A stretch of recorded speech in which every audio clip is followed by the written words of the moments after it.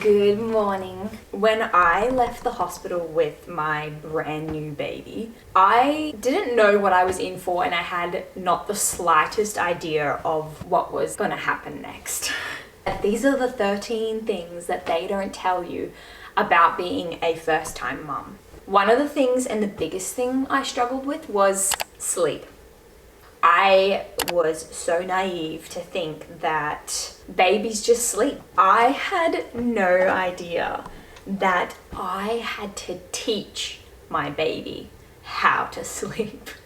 That was the rudest shock and the biggest awakening that I could have ever experienced being a first-time mum. I did not think that I had to teach my baby how to sleep, and that I would be at it for months and weeks and days and hours at a time. What I would tell first-time mum Bridie before having the baby: have a plan on how to teach your baby to sleep.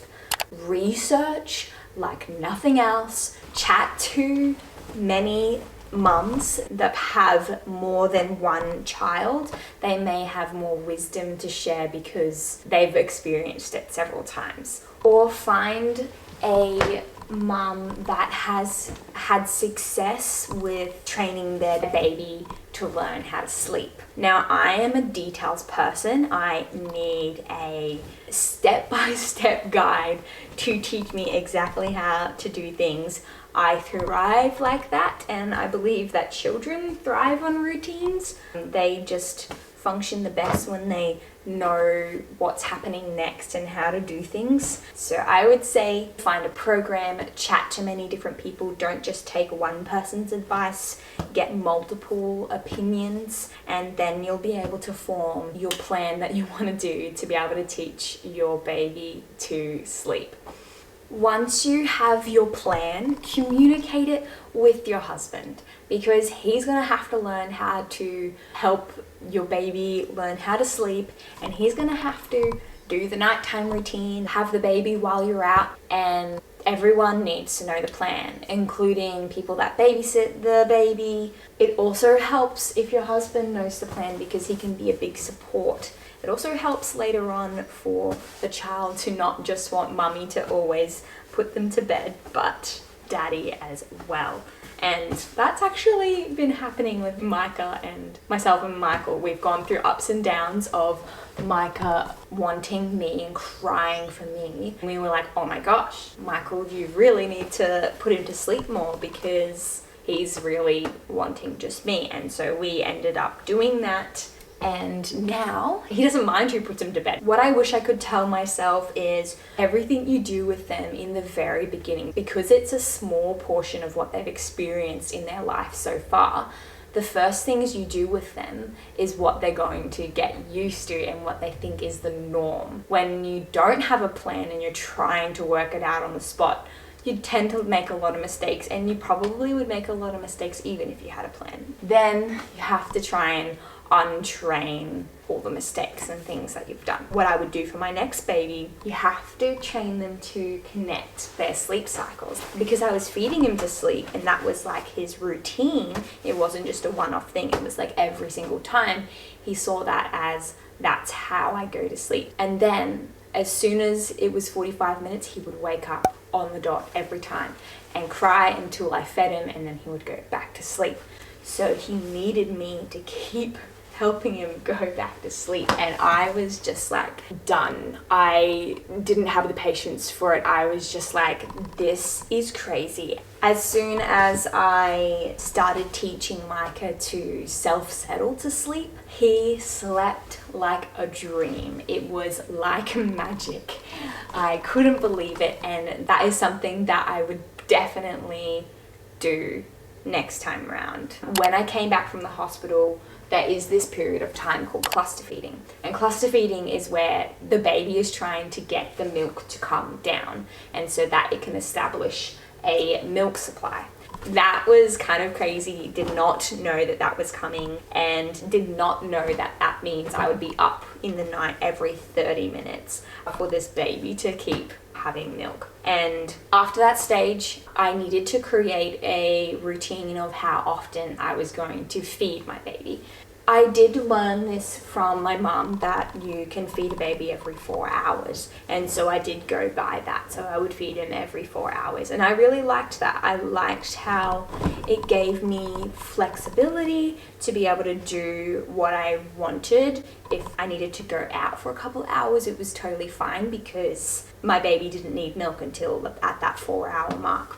It was like 4 or 3 or 3.5 hours around that. I remember thinking, wow, I can't believe I don't have to feed my baby like all the time. It can just be this much. And I remember when I would feed him, he would drink so much milk because he would fill up and he would wait for that next feed, which was at the 3 to 4 hour mark. I really loved that. I think I would do that again. What I didn't know before I was told that you could do that, the nurse in the hospital, they were like, yeah, just feed him every time they cry. And I was like, but they cry about like everything. And she's like, no, yep. There was a couple of other nurses that came in and I was asking them more questions and they all had conflicting opinions. And I was like, someone, can you tell me like the proper thing to do? I need to know. I would say to myself as a first-time mum, crying doesn't always mean that they're hungry. Something I noticed with Micah, because I fed him every 3 to 4 hours, once I did teach him how to self-settle, I realized because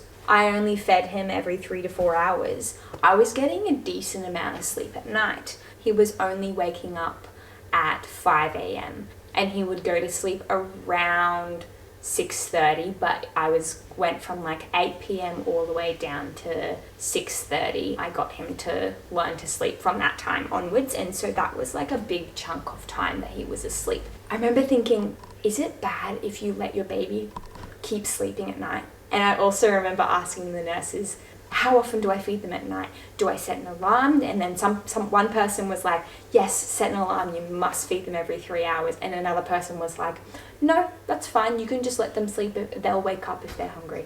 And now I would say to my past self, it's okay, just let them sleep. They will let you know if they're hungry. And don't go to feed them at night as the first thing to do. Check their nappy or check if they're cold or just re-swaddle them if they've escaped from their swaddle. I remember saying to my friend, when can I like stop feeding them the second feed at night? And she was like, just try and like re-swaddle him and like see if we'll go back to sleep. And I did that, kept doing that for like a week, and he didn't want any more milk after that. And I was like, okay, maybe he doesn't need that much milk at night. And so I really think that's why he slept basically all the way through the night. You do have to get approved from your doctor or your child health nurse to see if they're at a good weight to be able to let them keep sleeping at night and not feed them. But Micah was like at a really good weight, so it was fine. Support. You need support. You're going through so much when you bring a baby home from the hospital, and every decision just feels wrong. And so you need support. You need meals made for you. You need someone that's kind enough to come and do your laundry. Oh my gosh, when someone did that, I was so grateful. Or do your dishes. No one feels like doing dishes. No one has time to do the dishes when you have a newborn in your house. Communicate with your friends and family that when they do come over, you don't always need chats. You probably most likely just need help. And you don't always need someone to hold your baby. You probably just want to hold your baby and someone else does the cleaning, or you go and have a shower. Use your local support networks. So like child health nurse, everyone has one within like, I think 10 minutes. Ours is like a 5-minute drive down the road and it's free. Use your community mum groups, play groups, baby groups. Oh my goodness, best thing I ever did was talking to a lactation consultant. This is another free community support. Have them at hospitals and they're free within the first 6 months of you giving birth. At least that's what it was for the Mater Public Hospital where I gave birth. My sister has 3 kids and the best thing that she told me to do was ask for a lactation consultant while you're in the hospital, because they have them right there and you can chat with them and ask all the questions so that you have success when you go home and feed and run into complications. That was the best thing we ever did. We soaked up so much of the information that lady told us. Every time we had some sort of random question like, how long does milk last for when it's out? And there's like so many like latching techniques that I learnt from the lactation consultant. Get used to unsolicited advice because you're going to get it all the time. Some of it you might think, okay, I'll pocket that and think about it later. And some of it you're like, I actually know this already. And it's fine. It's not that big of a deal. Don't take it to heart too much. I know you're trying your hardest and everything seems so big right now, but really they're just trying to help. Sometimes some of the advice that they said, I would think at first like, oh, okay, cool. But then I would actually think about it later and be like, oh, that's actually helpful. And you say hi? You say, I had a nap. So the mental side of things. I experience so much mental side of things, and I'm sure every first time mum does. It's intense. Something that I didn't think I would experience. I didn't feel connected with my baby. My husband felt more connected with him than I did. I remember looking at him being like, yeah, you're cute, but I'm tired. And I felt guilty for that. Why does Michael love him so much? He would sing to him, he would say how much he loves him. He would wake up in the middle of the night and he needs to change his nappy, and Michael would be having so much fun with him, and it'd be like 2 a.m. I just want to sleep. And I remember holding him and being like, I don't feel like I've bonded with you. And I remember thinking, why? Why do I feel like this? There's lots of hormones going on and it's so normal, and lots of people feel like this, and don't feel bad about it. You'll eventually bond with them and love them so much. The best thing that happened to you. Yeah, I felt this because I just wanted sleep, and I saw this baby and I thought, you're the one taking my sleep. That's what it was logically in my mind. I was like, you're taking my sleep and I'm frustrated at you. Another mental thing that I went through, I grieved my life before. I thought, geez, I wasted so much time. I now can barely go to the fridge because my child isn't sleeping and grab something quick enough before he cries. Oh my gosh, this is my life. It got better, it gets better, and it's actually wonderful. But it's a stage for sure. I now think my life right now is so rich and I love it so much, and way prefer it from the time that I had no baby. I feel like I have so much purpose, and I absolutely love being a mum. Honestly, being a mum, I feel like I have found who I am, and it's truly the best. Another mental thing I experienced was, everyone talks about mum instinct. I just remember sitting there feeding my baby and I remember being like, what mum instinct? I just need someone to tell me what to do.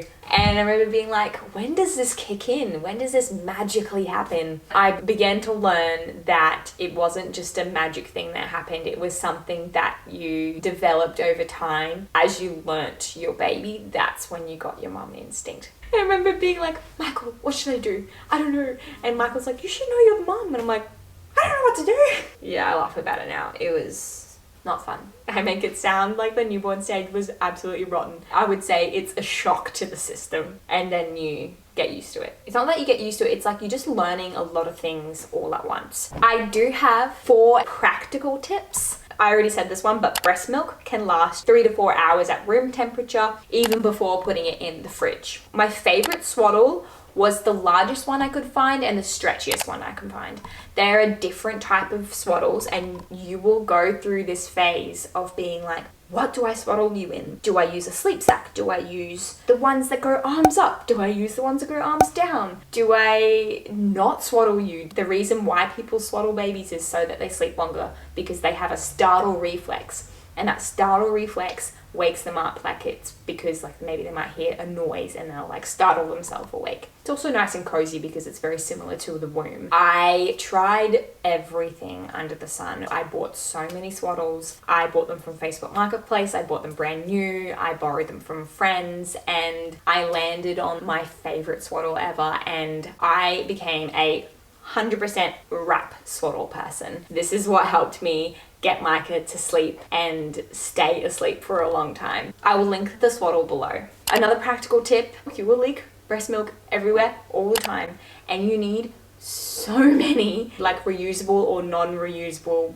breast pad things that soak up the milk that you're leaking everywhere. This was insane. I did not realize that this was a thing and that it lasted like more than a week. It lasted months. I was like, when is this gonna stop? Is it ever gonna stop? That was wild to experience. Sound machines. We were definitely, yes, we're gonna use a sound machine type of people. Some people don't, some people love it. We use sound machines because we have a dog that barks. His bedroom is right across from the kitchen. So that was a game changer, and we needed one that was loud enough so that we can turn it all the way up when we had guests over, because the dining table is right outside his bedroom. We went through so many different sound machines. We ended up landing on this one. It's from Amazon. It is very small. It's aesthetic. It sits on a bench or a desk or whatever. It's easy to throw in your nappy bag because it's so small. It's so loud. It has all the other things like the songs, the bird sounds, everything on it. And what we really wanted was a night light, a feature where it has different levels of like brightness for the light. Best thing ever. We were using another one, and then we were going through a renovation phase, and the renovations were happening right next to the wall where he was sleeping,